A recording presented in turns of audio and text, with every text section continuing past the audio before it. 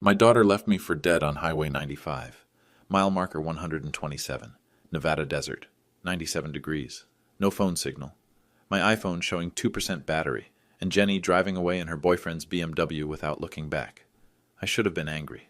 Should have been begging. Should have been calling her name. Instead, I smiled. Started walking. See, Jenny had no idea what I was carrying in that old Ford pickup. Had no idea about the envelope Linda made me promise to keep sealed until her 30th birthday. Had no idea that her embarrassing father was holding something worth more than her boyfriend's entire trust fund. But she was about to learn what happens when you abandon the one person who'd never abandon you. Stay with me. This story gets justice. Let me back up 3 hours. It started at Jenny's apartment in Henderson, 27th floor. Floor-to-ceiling windows overlooking the Strip. Rent, $4,200 a month. I knew because I'd been helping her pay it for 6 months ever since she moved in with Brad. Bradley Wellington Thompson III. Yeah, that's his real name. Investment banker. Wears suits that cost more than I make in a month. Drives a BMW M8 competition. $80,000 car in case you're wondering. I was there to take Jenny to lunch, something we'd done every other Sunday for 3 years, ever since Linda died. Dad, we need to talk. Jenny was different that day, colder. She was wearing a designer dress, $1,200, if the tag I glimpsed was accurate, standing next to Brad like they'd rehearsed this moment. I'm listening, sweetheart. We're flying to New York tomorrow. Brad's being considered for a position at Goldman Sachs. That's wonderful news. I'm proud of... I need you to stop coming around. The words hit like a punch to the gut, but I kept my voice steady. What do you mean? Brad stepped forward. Look, Mike. Mr. Johnson, I corrected. Right, Mr. Johnson. The thing is, I'm going to be working with some very important people, people who matter in my industry. And well, he glanced at my work clothes. Steel-toed boots, Carhartt jeans, company shirt with my name embroidered on the pocket. Jenny's told me about your situation, and we think it's best if you maintain some distance. My situation.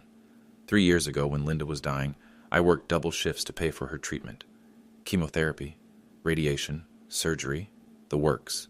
$125,847 in medical bills. Insurance covered some. I covered the rest. Sold my motorcycle. Took out a second mortgage. Borrowed against my pension. Whatever it took to give Linda every chance to beat that cancer. Didn't work. Jenny knew all this. She'd watched me sell everything I owned to save her mother. Watched me hold Linda's hand through 18 months of hell. Watched me bury the love of my life with dignity, even though I was broke. But apparently that made me an embarrassment. Jenny, I said quietly, is this what you want? She couldn't look at me. Dad, you have to understand. I've worked really hard to get where I am. MBA from UNLV. Internship at Merrill Lynch. I'm finally making something of myself. You're making $110,000 a year, I said. I'm proud of you. And you're an electrician, the way she said it, like it was a disease. I am. Brad's friends, they're different. They went to Yale, Harvard. Their families have money, real money. And when they ask about my background, you're ashamed of me. I'm being practical. Brad nodded approvingly, like she'd passed some test. I thought about Linda then. How proud she'd been when Jenny graduated college. How she'd made me promise to take care of our daughter, no matter what. How she'd spent her last coherent day writing that letter, making me swear I wouldn't open it until Jenny's 30th birthday. The letter that was sitting in my truck, along with the bank statements, the trust fund documents, the proof that Linda had left our daughter more money than Brad would ever see in his privileged life. $2.8 million. But Jenny didn't know about that. Had no idea her mother's family came from old money, railroad money, mining money, money that Linda never talked about because she'd been raised to value character over cash, money that was sitting in a trust fund, earning interest, waiting for Jenny to turn 30, 18 months from now. Okay, I said. Jenny blinked. Okay? If that's what you want, I'll respect it. She looked relieved. Brad looked smug. But I'd like to take you to lunch one more time. Just us, like we used to do with your mom. Jenny glanced at Brad. He shrugged. One lunch, she said, but make it quick. We have a flight to catch.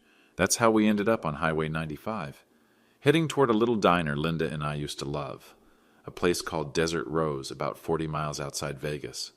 Jenny complained the whole way about my truck, about the cracked windshield, about the engine noise, about how people might see her in it. Halfway there, my truck overheated, steam pouring from under the hood, red warning lights flashing. I pulled over at mile marker 127, right in the middle of nowhere. "This is perfect," Jenny snapped. "Just perfect." I popped the hood. Radiator hose had burst. Simple fix, but I didn't have the parts. We'd need a tow truck. That's when I pulled out my phone. 2% battery. No signal. "We'll have to wait for someone to stop," I said. Jenny's face went white. "Wait, Dad, I have to be at the airport in 3 hours. "I'm sorry, sweetheart. Sometimes these things happen." She tried her phone. Same problem, no signal. For 20 minutes, we waited. No cars passed. Jenny got increasingly agitated, kept checking her phone, kept looking at her watch. Then Brad called on her satellite communicator. Some fancy device his company provided. "Jenny, where are you? The jet's waiting. My dad's truck broke down. We're stuck in the desert." "What? You've got to be kidding me. Do you know how much this flight costs?" Jenny looked at me, then at the broken truck, then at me again, and I saw something die in her eyes. The last trace of the little girl who used to help me fix engines in our garage. The little girl who'd made me Father's Day cards every year. The little girl who'd cried in my arms the night her mother died. "Brad," she said into the communicator, "send me your location. I'm coming to you." "Jenny, what are you doing?" She was already walking, pulling out her thumb, trying to hitchhike. "I'm getting out of here. This is insane, Dad. I can't miss this opportunity because of your piece of junk truck." "Sweetheart, just wait. Someone will come." "When? An hour? 2 hours? My whole future is on that plane." A delivery truck appeared in the distance. Jenny waved frantically. It slowed down. "Where are you headed?" the driver called out. "Henderson Airport. It's an emergency." The driver looked at me, standing beside my broken Ford. Oil-stained clothes, grease under my fingernails. Everything Jenny was trying to escape.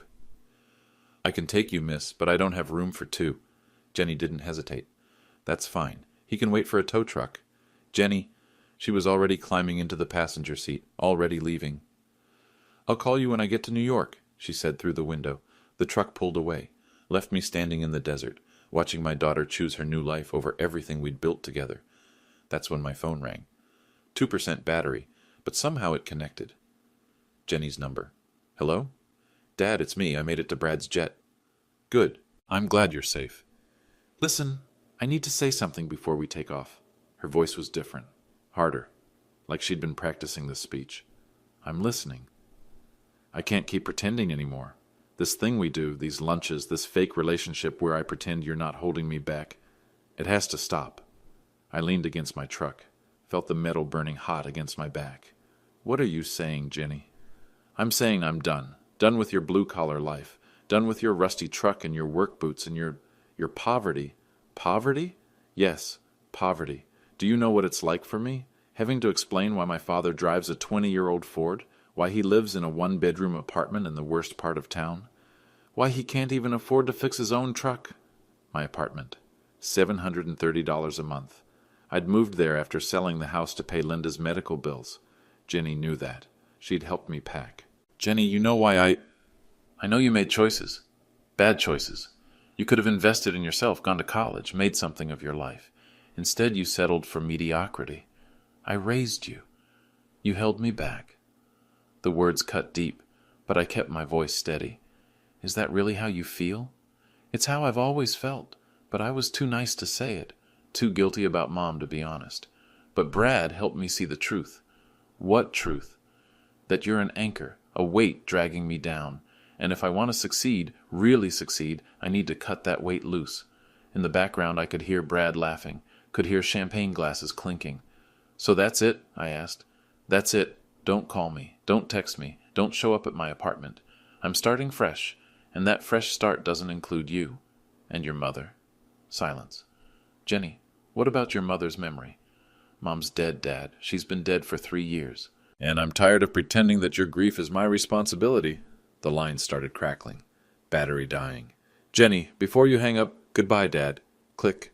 I stood there in the desert, phone dead in my hand, daughter gone. 30 years of love and sacrifice reduced to a 5-minute conversation. But you know what I felt? Relief. Because Jenny had just shown me her true character. And Linda's letter, the one in my glove compartment, contained very specific instructions about character. Instructions about what to do if our daughter ever proved she didn't deserve the gift Linda had prepared for her. Instructions I'd prayed I'd never have to follow. I opened the glove compartment, pulled out the sealed envelope, Linda's handwriting on the front. For Michael, if Jenny ever forgets who she really is. My hands shook as I broke the seal. Linda's words, written in her hospital bed 3 days before she died. My dearest Michael, if you're reading this, it means Jenny has chosen status over substance, wealth over character, pride over family. The trust fund contains $2.8 million, money from my grandmother's estate, money I never told Jenny about because I wanted her to earn her own way first. But money means nothing without character. If Jenny has proven she lacks that character, then the money should go to someone who embodies the values we raised her with, someone who sacrifices for others, someone who gives without expecting anything in return. You know what to do. All my love, Linda P.S. The hospital has been good to us. Dr. Williams, the cancer ward, the volunteers who held our hands when we couldn't hold each other's. Maybe they could use Linda's gift more than our selfish daughter. P.P.S. In the safety deposit box, you'll find documentation proving the money came from my family. Jenny has no legal claim to it until her 30th birthday, and even then, only if she's proven worthy. The choice is yours, my love. I folded the letter carefully, put it back in the envelope. 20 minutes later, a state trooper found me, gave me a ride to town, called a tow truck for my Ford. That night, I sat in my $700 apartment with Linda's letter and a bottle of bourbon, and I made a choice that would change everything. The next morning, I called Tom Anderson. Tom had been our family attorney for 15 years, handled Linda's will, set up the trust fund. A good man who understood what real values looked like. Michael, good to hear from you. How are you holding up? I need to see you, Tom, about Linda's trust. Of course. Is everything all right? Jenny's made her position clear. I think it's time to honor Linda's real wishes. Silence on the other end. Tom knew about the letter, had helped Linda write the contingency clauses. Are you sure about this, Michael? Once we make these changes? I'm sure. Come in this afternoon. We'll need to review everything. Tom's office was downtown, real mahogany, real leather, the kind of place that demanded respect. I showed up in my best clothes, the same black suit I'd worn to Linda's funeral. Let me get this straight, Tom said, reviewing Linda's letter. Jenny abandoned you on a highway?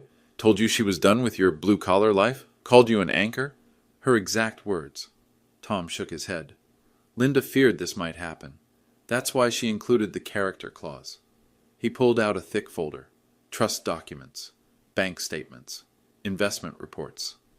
The current balance is $2,847,832.15, earning roughly $12,000 a month in interest. I whistled low. Even I hadn't realized how much it had grown.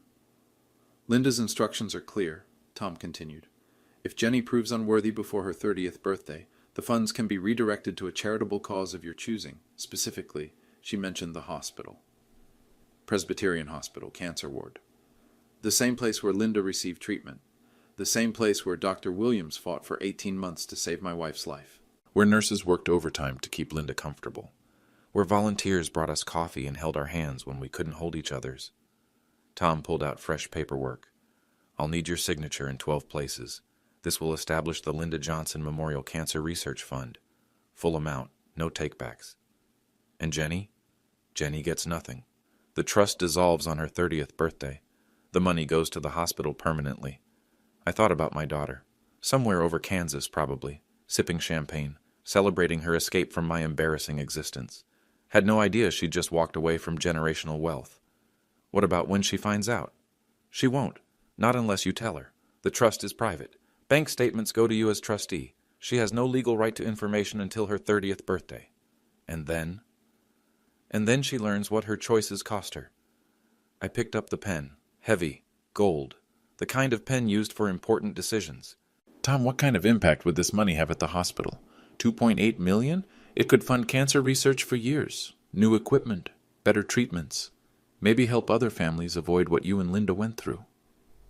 I signed the first page, then the second. Each signature felt like justice.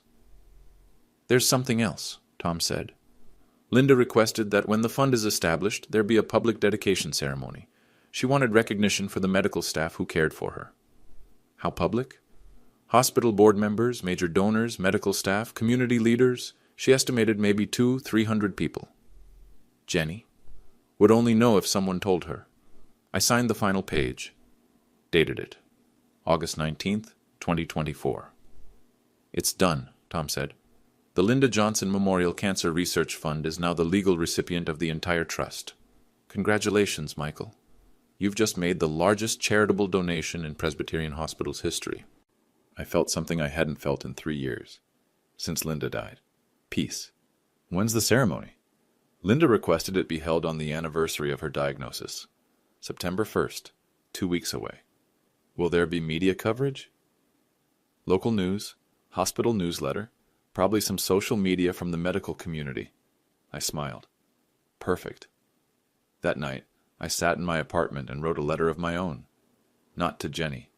She'd made it clear she didn't want to hear from me. To Linda. Dear Linda, I honored your wishes today. The money will save lives instead of funding champagne flights. It will help families who fight like we fought instead of enabling someone who throws away love like garbage. Jenny chose her path. Now she gets to walk it. I love you. I miss you. And I promise you this. The dedication ceremony will be everything you dreamed of. Your husband, Michael. I sealed the letter in an envelope, put it in the box with Linda's jewelry, her wedding ring, her hospital bracelet. And then I started planning for September 1st, the day Jenny would learn what her betrayal really cost her, if she bothered to pay attention. 3 days later, Jenny called. I was replacing a circuit breaker in a downtown office building when my phone buzzed. Unknown number. New York area code. Hello? Dad? It's me? Jenny's voice was different, strained, like she'd been crying. Jenny, how's New York? It's fine. Listen, I need to ask you something. I set down my tools, sat on a stepladder in the electrical closet. I'm listening. I tried to use my emergency credit card yesterday. The one you gave me for college, it was declined. The card, $5,000 limit.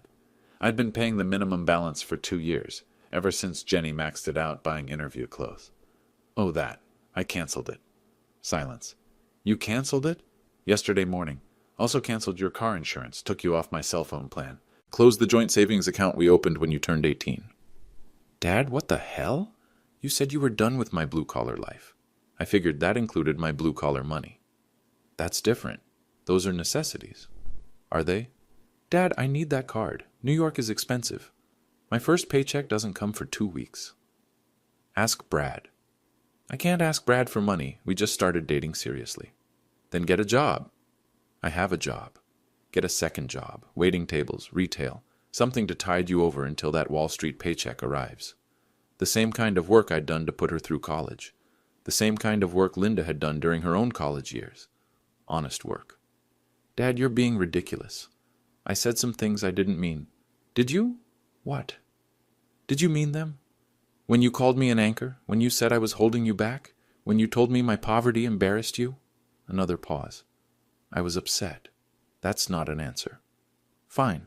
Maybe I meant some of it. But that doesn't mean you should cut me off financially. Actually, that's exactly what it means. I could hear Brad in the background, telling her to hang up, telling her she didn't need her loser father anyway. Jenny, let me ask you something. Do you remember your mother's last words to you? Dad, don't... She said, take care of your father. He's given everything for this family. Do you remember that? Yes. And what did you promise her? Dad, please stop. You promised you'd always be there for me, just like I'd always been there for you. You held her hand and made that promise. Silence. I kept my promise, I continued. I took care of you, paid for your college, helped with your rent, bought your clothes, fixed your car. For 27 years, I kept every promise I ever made to you. And I'm grateful. Are you? Yes. Then come home. What? Come home. Apologize. Not for your ambitions, but for abandoning me on that highway? For calling me an embarrassment? For choosing status over family? Dad, I can't just leave New York. This is my career. Then make a choice, your career or your family. But understand this, you can't have both without respecting both. You're giving me an ultimatum? I'm setting a boundary, same way your mother would have. Brad's voice got louder in the background. Something about not letting a blue-collar nobody dictate terms. I have to go, Jenny said. I love you, sweetheart, but love doesn't mean enabling disrespect. She hung up without saying goodbye. That afternoon I did something I should have done years ago. I changed the locks on my apartment. Not because I was angry. Because I was finally thinking clearly. For 3 years since Linda died, I'd been afraid of losing Jenny too. Afraid of being alone. So I'd tolerated disrespect, ignored red flags, enabled behavior that Linda never would have accepted. But sitting in that desert, reading Linda's letter, watching my daughter choose pride over love, I realized something important. I'd rather be alone than be someone's source of shame. The locksmith was a guy named Pete.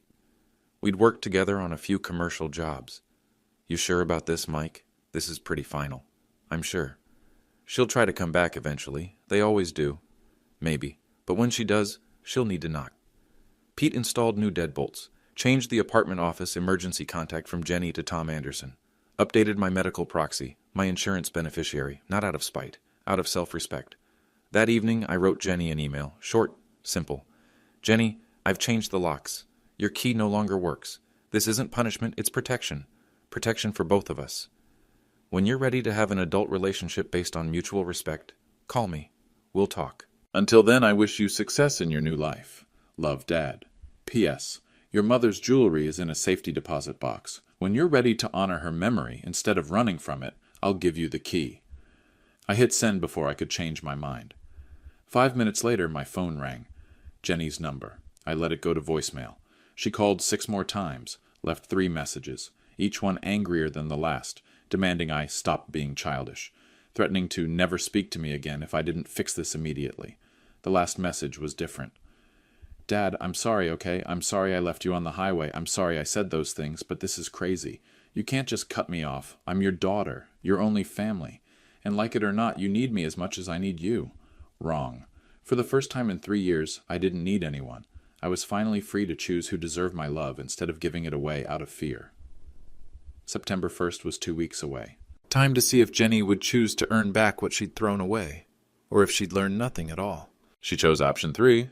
On August 28th, Jenny flew back to Vegas, didn't call ahead, didn't ask permission, just showed up at my apartment at 11 p.m. with 2 suitcases and an attitude. I heard the key turning, then the frustrated rattling when it didn't work, then the pounding. Dad, open this door right now. I was reading Linda's medical files, part of my preparation for the dedication ceremony, reviewing everything we'd been through, everything the hospital had done for us. Dad, I know you're in there. Your truck's in the parking lot. More pounding. I opened the door, chain still attached. Jenny. She looked terrible, exhausted, makeup smeared, designer clothes wrinkled like she'd slept in them. Let me in. Why are you here? Because you're being insane. Because this has gone too far. Because I'm your daughter, and you can't just lock me out of your life. I can, actually. Dad, please. I flew all the way from New York. Brad's furious. This is costing me everything. What do you want, Jenny? I want you to stop acting like a child. I want my credit card reinstated. I want my key back. I want things to go back to normal. Normal? Yes. Normal was you being ashamed of me. Normal was you calling me an anchor. Normal was you leaving me stranded in the desert while you flew off with your boyfriend. I apologized for that. Did you? She blinked. Yes, in my voicemail. You said you were sorry I got upset. That's not the same thing as being sorry for what you did. Fine. I'm sorry for what I did. Happy now? Are you? Am I what? Sorry for what you did. Not sorry you got caught. Not sorry there were consequences. Sorry for abandoning your father on a highway because his truck embarrassed you. Jenny looked down. For a moment I saw a flash of the little girl I'd raised, the one who'd cried when she accidentally broke her mother's favorite mug. I was scared, she whispered. Of what? Of being poor again, of struggling like you and Mom struggled, of watching you work 2 jobs and still not have enough money to fix your truck. So you decided to fix that by cutting me out of your life? I thought if I could just get established first, then I could help you later, buy you a new truck, get you a better apartment, make your life easier, by making you ashamed of me, by making me successful enough that your background wouldn't matter anymore. I almost believed her, almost. But then Brad's voice carried up from the parking lot. Jenny, what's taking so long? Just get your stuff and let's go. I looked past Jenny. Brad was leaning against a rental car. Mercedes, checking his Rolex, looking at my apartment complex like it might give him a disease. He's waiting, I said. Dad, please, just give me the key. Let me get my clothes. I promise we'll talk more when I get back to New York. No. What? No key, no clothes. No going back to the way things were. You can't be serious. Jenny, 3 years ago, when your mother was dying, you sat by her bedside every night. You held her hand. You promised her you'd take care of me. I was 18 years old. You were old enough to make a promise, old enough to mean it. People change, Dad. Yes, they do. But character doesn't. Either you have it or you don't. Brad honked the horn, twice. I have to go, Jenny said. I know. This isn't over. Yes, it is. I closed the door, turned the deadbolt, heard her crying in the hallway, heard Brad yelling at her to hurry up, heard their rental car drive away. I went back to Linda's medical files, back to preparing for the ceremony. 3 days. 3 days, until Jenny learned what her choices really cost her, if she bothered to pay attention. The next morning, Jenny launched her counterattack. Social media. At 6 a.m., my phone started buzzing with notifications. Facebook, Instagram, LinkedIn. Jenny had posted on all of them. The story she told wasn't exactly a lie, but it wasn't exactly the truth either. My heart is breaking today. My father, who I love dearly, is going through a difficult time since my mother's death 3 years ago. In his grief, he's pushing away everyone who cares about him, including me. I flew home from New York to surprise him, hoping to rebuild our relationship. Instead, I found he'd changed his locks and refused to let me into the apartment where I grew up. I'm sharing this because I know grief affects everyone differently. If you have an elderly parent or relative struggling with loss, please reach out to them. Don't let pride or stubbornness destroy your family like it's destroying mine. My father is a good man who's lost his way. I'm praying he finds it again before it's too late. Hash family hash. Grief hash. Love hash. Never give up. The post had 347 likes within an hour. Comments poured in. So sorry, Jenny. Your father is lucky to have such a caring daughter. Grief makes people do crazy things. Don't give up on him. You're such a strong person. Your mother would be proud. My phone rang. Unknown number. Mr. Johnson? This is Sarah Mitchell from Channel 8 News. We saw your daughter's social media post and wondered if you'd like to comment on the family situation she described. I hung up. It rang again. Different number. Michael Johnson? This is the Las Vegas Review-Journal. We're doing a story about families torn apart by grief. Your daughter gave us your number. I hung up again. By noon, 3 news outlets had called. 2 neighbors had knocked on my door, offering to help mediate the family crisis. My supervisor at work pulled me aside to ask if I needed time off to deal with personal issues. Jenny was good. I had to give her that. But she'd made one crucial mistake. She'd told the truth about one thing. My mother really was proud of me. Linda. That afternoon, I called Dr. Patricia Williams, the oncologist who'd treated Linda, a woman who'd become like family during those 18 months of hell. Michael, how are you holding up? I'm fine, Dr. Williams, but I need to ask you something. Of course. Have you seen Jenny's social media posts? Pause. I have. What do you think? I think Jenny's painting a very incomplete picture. Would you be willing to set the record straight? How do you mean? The dedication ceremony is tomorrow. There will be media there. If someone asked you about the Johnson family, about Linda's wishes, about what really happened during her treatment, would you tell the truth? Another pause. Longer this time. Michael, Linda was my patient for 18 months. I watched you sacrifice everything for her care. I watched you sleep in hospital chairs. I watched you sell your possessions to pay bills insurance wouldn't cover. I watched you hold her hand while she died. And Jenny? Jenny visited on weekends when convenient, left when treatment got ugly, missed the last week entirely because she had final exams. Dr. Williams, I'm not asking you to attack my daughter. I'm asking you to honor my wife's memory. Linda's memory deserves better than social media manipulation. Yes, it does. I'll be at the ceremony tomorrow. If asked, I'll tell the truth about the family that fought cancer together, and the family member who chose to walk away when things got difficult. That evening, 3 more people called me, but these were different calls. Pete the locksmith. Mike, I saw that garbage your daughter posted. Anyone who knows you knows she's full of it. You need anything, you call me. My supervisor, Danny. Johnson, I don't know what's going on with your family drama, but I know you. You're solid. Don't let social media bullshit get to you. Tom Anderson. Michael, I saw Jenny's posts. Interesting strategy. Public sympathy to pressure you into backing down. Will it work? Not with anyone who matters. The hospital board knows your real story. They know what you and Linda went through. They know who you really are. And tomorrow, the truth comes out. All of it. I spent that night reading Linda's letter again. And again. My wife had known. Somehow she'd known our daughter might choose pride over principle, status over substance, social media manipulation over genuine remorse. That's why she'd included the character clause. That's why she'd insisted on a public ceremony. Linda understood that some lessons can only be learned in public, with witnesses, with consequences that can't be undone or explained away. Tomorrow, Jenny would learn what her social media campaign really cost her, whether she bothered to show up or not. September 1st, Dedication Day. I woke up at 5 a.m. and started gathering everything. Linda's letter, the original, handwritten on hospital stationery. Every word in her careful script, despite the morphine, despite the trembling hands. Bank statements. The trust fund balance, $2,847,832.15.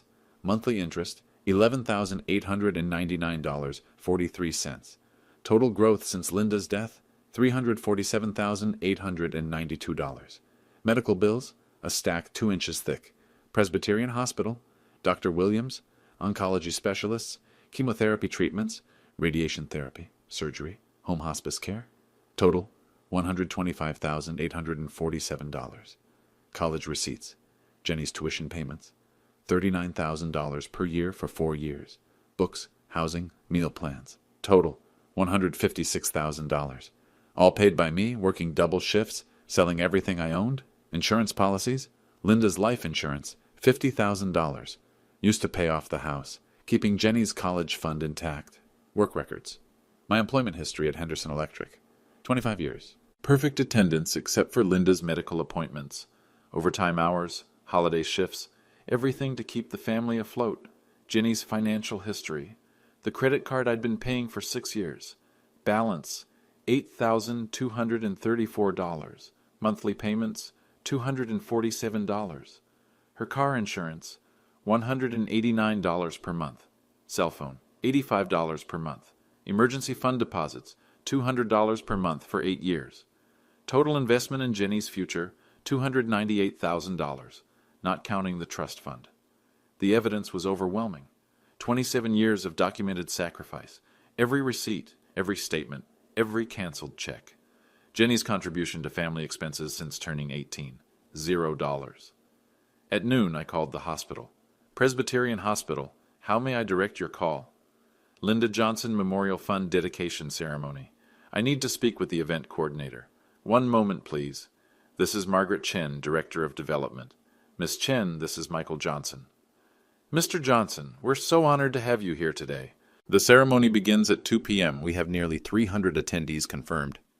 Media, Channel 3, Channel 8, the Review Journal, and several medical publications. This is the largest single donation in our hospital's history. Miss Chen, I need to ask you something. If my daughter attends today, and if she makes any public statements, how would you handle that? Mr. Johnson, we've seen the social media posts. Dr. Williams briefed us on the family situation. We understand this is complex. What does that mean? It means we know the real story.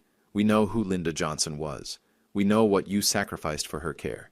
And we know why she created this memorial fund. You know about the letter? Dr. Williams shared Linda's wishes with our board. Not the details, but the spirit. This fund represents her values. Character over status. Service over self. We won't allow those values to be distorted. Thank you. Mr. Johnson, would you like to say a few words at the ceremony? About Linda? About what this fund means? I thought about it. Thought about Jenny's social media posts, her manipulation, her attempt to paint herself as the victim. Yes, I'd like that very much. At 1:30 p.m. I arrived at the hospital. Parking lot was full. News vans lined the street. A banner hung across the main entrance, Linda Johnson Memorial Cancer Research Fund, dedication ceremony. Inside the main conference room was packed. Hospital staff, board members, major donors, community leaders, cancer survivors, families who'd lost loved ones. Dr. Williams found me immediately. Michael, how are you feeling? Ready? Good, because Jenny's here. I looked across the room. There she was, back row, still in her New York clothes, still beautiful, Still my daughter, despite everything. Brad wasn't with her. She came alone, Dr. Williams observed. Smart move. She's been asking people about the memorial fund. Seems confused about something. She doesn't know. About the money? About any of it. The trust fund, the inheritance, the fact that her mother left her a fortune that's now going to save other people's lives instead. Dr. Williams smiled grimly. She's about to learn. Margaret Chen approached us. Mr. Johnson, we're ready to begin. You'll speak after the fund announcement. Keep it brief, but feel free to share whatever you feel is appropriate about Linda's vision. I will. And Mr. Johnson, whatever happens today, know that you're honoring your wife's memory in the most beautiful way possible. The ceremony began. Hospital president spoke first. Thanked the mysterious donor. Praised Linda's vision. Explained how the fund would change cancer treatment at Presbyterian Hospital. Then Margaret Chen took the podium. Ladies and gentlemen, it's my honor to introduce the man who made this miracle possible. The husband of Linda Johnson, the sole trustee of her estate. The man who chose to honor his wife's legacy by giving her entire inheritance to cancer research. Michael Johnson. I walked to the podium, looked out at the crowd, found Jenny's face in the back row. Her expression had changed. Confusion, fear, the beginning of understanding. I opened Linda's letter. 3 years ago, my wife wrote me a letter. 3 years ago, my wife wrote me a letter. She was dying. Cancer had taken everything from her except her voice, her clarity, and her love for our family. I held up the envelope, Linda's handwriting clearly visible to the cameras. She wrote this letter because she understood something about human nature, something about character, something about the difference between earning love and demanding it. Jenny was standing now, moving toward the front, her face pale. Linda came from a wealthy family, railroad money, mining money, old Nevada money that most people never knew about because Linda chose to live by her values instead of her bank account. Murmurs rippled through the crowd. Cameras zoomed in on the letter. When Linda died, she left behind a trust fund worth $2.8 million. Money her grandmother had left her. Money she'd never touched because she believed in earning your own way. Jenny was halfway to the front now. I could see the recognition in her eyes. The growing horror. That money was meant for our daughter on her 30th birthday, with one condition.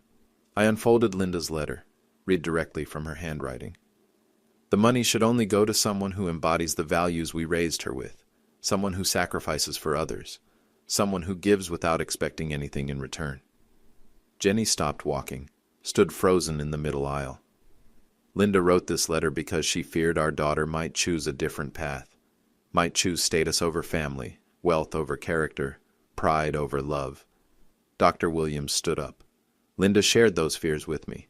During her treatment, she watched her daughter become distant, more concerned with social status than family loyalty. The crowd turned to look at Dr. Williams, then back at me.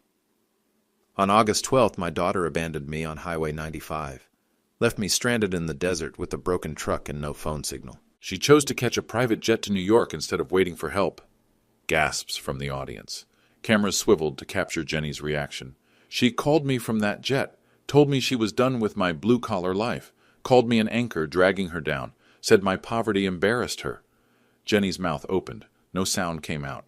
I spent 18 months watching my wife die. Sold everything I owned to pay for her treatment, $125,000 in medical bills, most of it paid right here at Presbyterian Hospital. I pulled out the medical records, held them up. Dr. Williams treated Linda with dignity. The nursing staff worked overtime to keep her comfortable. Volunteers brought us coffee at 3 a.m., held our hands when we couldn't hold each other's. Dr. Williams nodded. Linda received the best care we could provide, but Michael's sacrifice made that care possible. He slept in our waiting rooms, worked double shifts to pay bills, never missed a treatment. And Jenny? I looked directly at my daughter. Jenny visited when convenient, left when treatment got ugly, missed Linda's final week because she had final exams. Jenny's face crumpled. She started to speak, but no words came. So when Jenny abandoned me on that highway, she made a choice. Character or status, family or finance, love or lies. I held up the trust fund documents. This morning I transferred the entire Linda Johnson Trust Fund to Presbyterian Hospital, $2,847,832.15. The crowd erupted. Applause, gasps, cameras flashing. Jenny screamed, "No!" The room fell silent. All eyes on my daughter. "You can't do that. That money was mine. Mom left it for me." I looked at her calmly. Did she? Yes, it was my inheritance. Read the letter, Jenny. Security guards had appeared, not to remove Jenny, but to protect her from the crowd's growing hostility. I don't need to read anything. That money belongs to me. Margaret Chen stood up. Actually, Miss Johnson, the trust fund belonged to your mother, with clear instructions about distribution based on character assessment. Character assessment? Dr. Williams joined Margaret. Your mother was very specific. The money should go to someone who embodies family values, someone who sacrifices for others. I'm her daughter. Yes, I said quietly. You are, and you chose to throw that away. Jenny looked around the room. 300 faces staring at her, cameras recording her breakdown, social media posts she couldn't control or delete. Dad, please, I made a mistake. I was scared. I was stupid. But you can't take away my mother's money. I didn't take it away, Jenny. You threw it away. On Highway 95. When you decided status mattered more than family. I'll fight this in court. Tom Anderson stood up from the audience. Miss Johnson, I drafted your mother's will. The character clause is ironclad. You have no legal standing. This is insane. You're all insane. She turned back to me, tears streaming, makeup ruined. Dad, I'm sorry. I'm so sorry. I was wrong about everything. Please, don't do this. For a moment, I saw the little girl again, the one who'd helped me change oil in our garage, the one who'd made me Father's Day cards with crayon flowers. But then I remembered the contempt in her voice, the shame, the way she'd looked at me like I was garbage she needed to throw away. Jenny, your mother wrote something else in this letter. I read Linda's final paragraph aloud. If Jenny ever forgets who she really is, maybe losing everything will help her remember. Character isn't inherited, it's earned, every day. With every choice, I pray our daughter chooses wisely. Jenny collapsed into a chair, sobbed openly. The room was silent except for camera clicks and her crying. Margaret Chen broke the silence. The Linda Johnson Memorial Cancer Research Fund will save lives, fund breakthrough treatments, help families facing the same battle Linda and Michael fought together. Applause started slowly, then built. 300 people standing, honoring Linda's memory, honoring real sacrifice.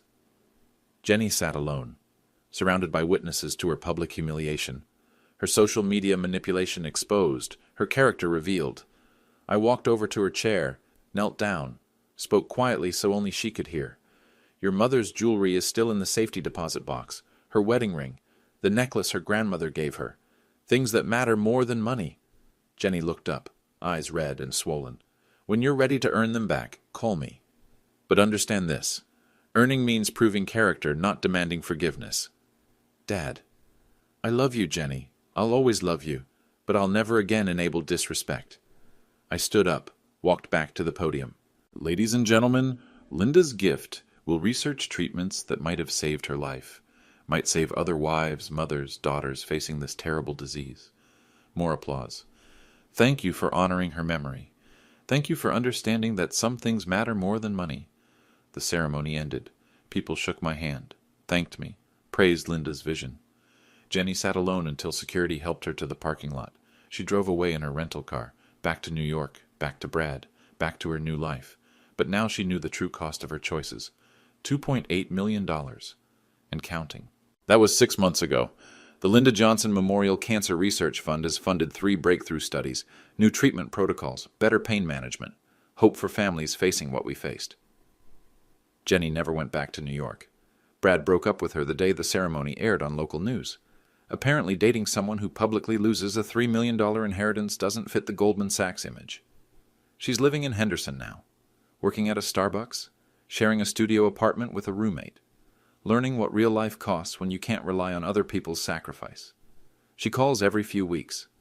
Not to apologize, not really, but to ask about Linda's jewelry, about the safety deposit box, about earning back what she threw away. I tell her the same thing every time. Character isn't words, Jenny. It's actions. Prove you understand what you lost and we'll talk.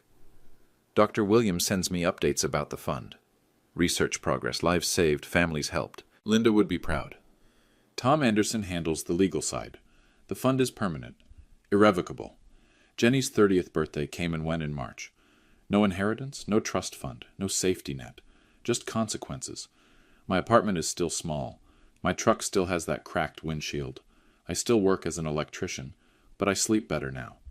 Because I finally understand what Linda meant about character. It's not what you inherit. It's what you choose to do when nobody's watching, when convenience conflicts with integrity, when love requires sacrifice instead of offering reward. Jenny chose poorly. The fun chose wisely. And Linda's memory lives on in every life saved by her gift. Some people would say I was too harsh, that family forgiveness should be unconditional, that money shouldn't matter more than blood. They're wrong. Love that enables disrespect isn't love. It's fear. Fear of being alone. Fear of standing up for yourself. Fear of demanding the respect you deserve. Linda's letter taught me something important. Sometimes the greatest gift you can give someone is the natural consequence of their choices. Jenny abandoned me on Highway 95, so I returned the favor. Turns out, abandonment is a two-way street, and some roads, once traveled, change you forever. The question isn't whether Jenny will ever earn back my respect. The question is whether she'll ever earn back her own. Time will tell.